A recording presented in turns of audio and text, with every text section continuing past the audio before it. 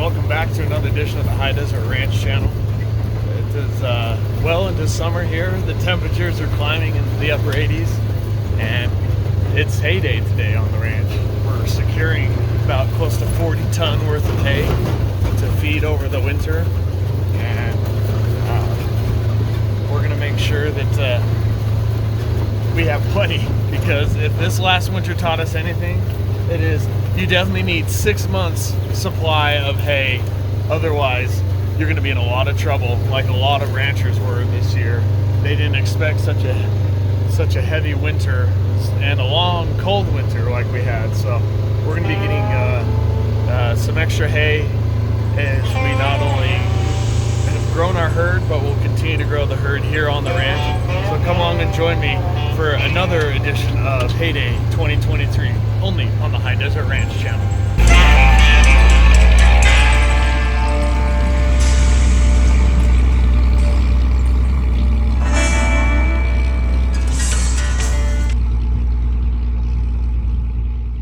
So begins the journey from the ranch over to the hayfield, where we'll be picking up the many tons of hay from the first crop here. And many farmers are rather excited to have 3 cuts this year due to the amount of snowpack that we received.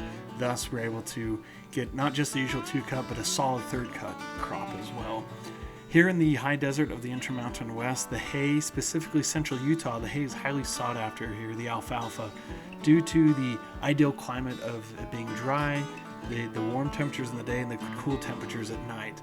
In fact, it is highly sought after hay, not only here in the United States, but even internationally, specifically China, mainland Asia, and Japan. So we have got our first load picked up. Now we'll head back to the ranch to deliver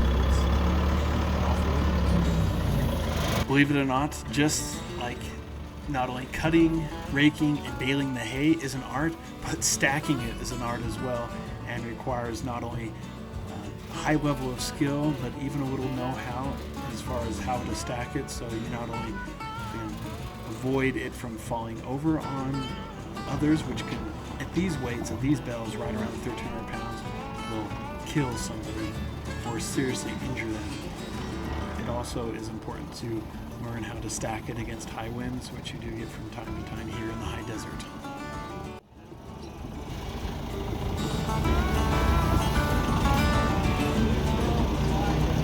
Oh.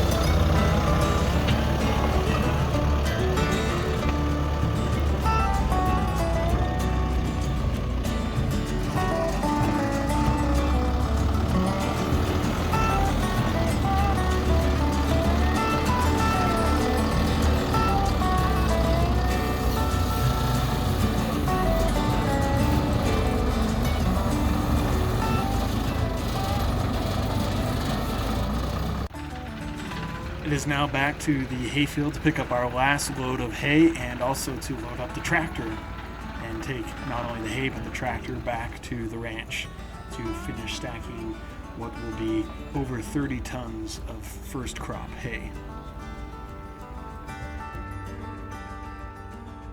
Alright, so we finished up with the hay. I'm going to check a part of the field, see if I can open it up to the cows, then the grazes. It was too hot before. But something I wanted to show that now we're starting to deal with is just the locusts. The ground is crawling with them.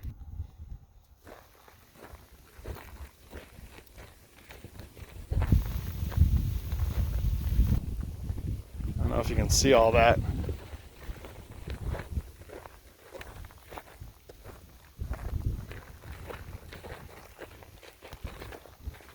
They're eating everything, stem and all. So I've got to, I think I can turn the cows into this other 20 acres because they're going to need some food bad. We don't call it the high desert for nothing. It was sure green, but now things are drying out, and we haven't had rain, significant rain, in over 3 weeks. And we're pushing 90 degrees for highs, which when it doesn't rain, it gets hot. And where we're here, lack of pollution, over 6,000 feet, the sun just beats down on you. And especially when you don't have any rain that comes through. All right, so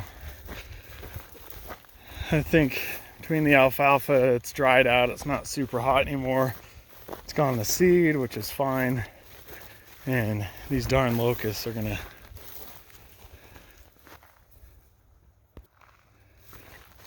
get the better of all this if I don't. So I think I'm just gonna open up the gate and turn these boys in so they can get some good quality before the locusts do.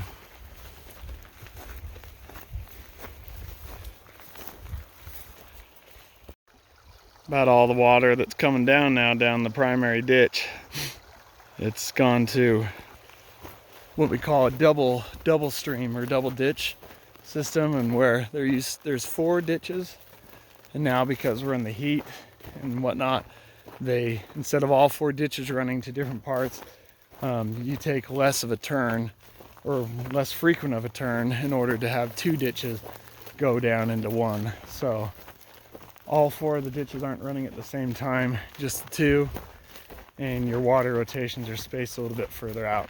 So just because obviously not all the ditches can be running at the same time. So it's a warm day today. It's about 91 degrees.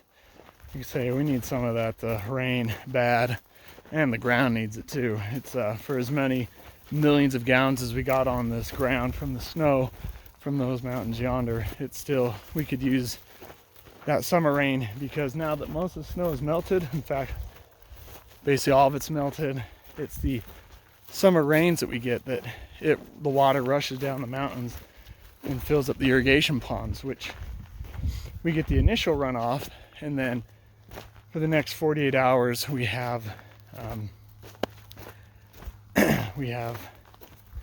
the water that comes down and fills up the ponds. So, and sometimes depending on your water turn, you can get even more water that comes down on a storm. Last year we lucked out, and it takes about 12 to 24 hours for the water to come down from the mountains when it storms and into the ditches. And it seemed like almost every time we had a water turn here on the ranch, we're able to get that benefit. So anyways, we'll see. We're supposed to get even hotter here in the next few days, and then there's supposedly a storm forecasted. So we'll see. But like I say, we can definitely use the rain, because if it does rain next week, it's going on a month of not getting any sort of precipitation. And like I say, things are drying out. So, and the water in the irrigation system's already being cut back. Not only in the ditch system, which is just like clockwork, it doesn't matter, but even the pressurized irrigation system too. So they're already starting to have water rationing and whatnot. So, sheesh, and these locusts are just, the ground is just moving with them. And anyways, they're getting bad too. So they're hungry, and there's kind of that now struggle between the the livestock and these locusts, who can get to the good stuff first. So anyways, I'm actually going to go pick up a bull, renting a little stud feed to turn in with the ladies just east of this property. And then I've done a gentleman's agreement handshake for a heifer bull that will be a valuable asset to the ranch moving forward. The genetics look awesome. Super excited. He initially didn't want to sell, but I used some of my charm, I guess, and convinced him otherwise. So we agreed upon that, and so we'll pick that heifer bull up here, along with several pair of animals, of cows, just to ensure not only the survival of the ranch, but also to provide something for the communities around here. Just food security is going to be so important. It's already becoming an issue here, and it's only going to become more of an issue. So anyways, we'll do that. I got to come back and do chores. So the work continues here on the ranch. Go on. Off to work he goes. Go on, bud.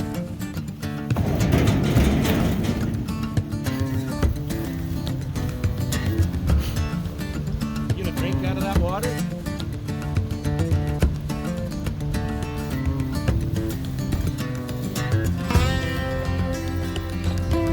Go on, boy.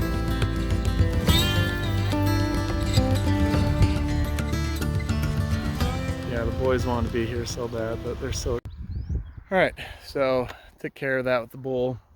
Got him put in with the ladies just up here on the east pasture, and got all the hay stacked, as you can see.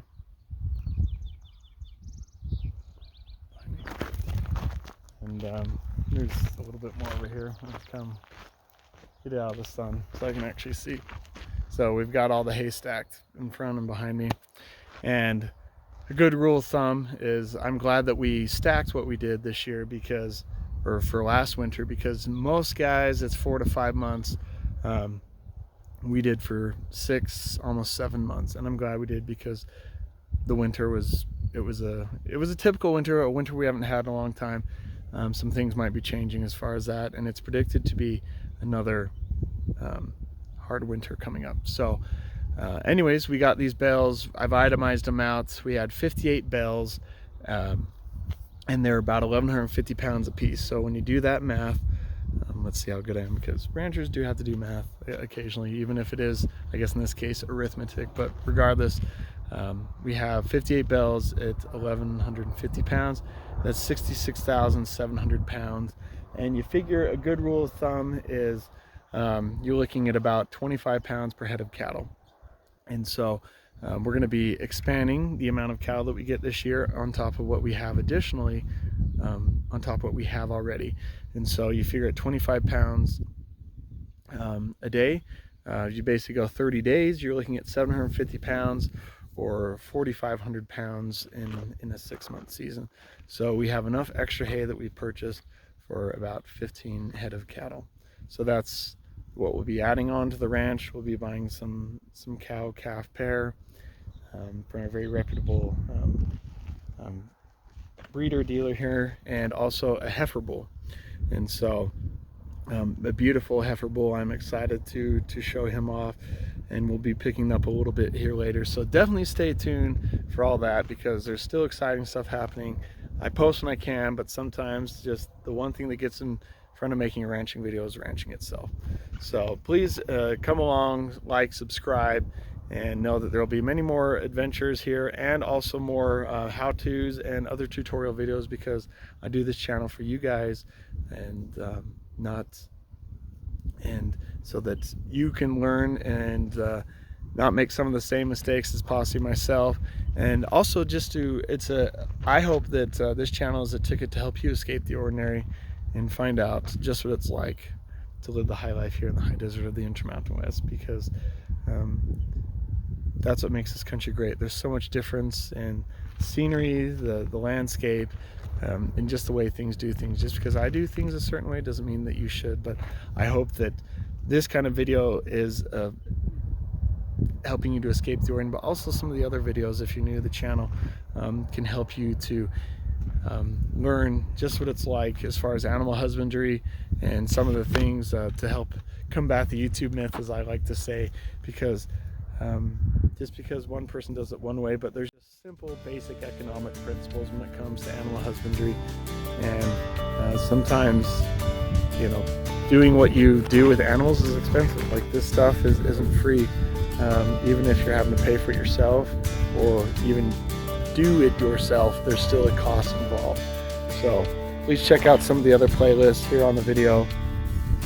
I've got to do chores. My day started early.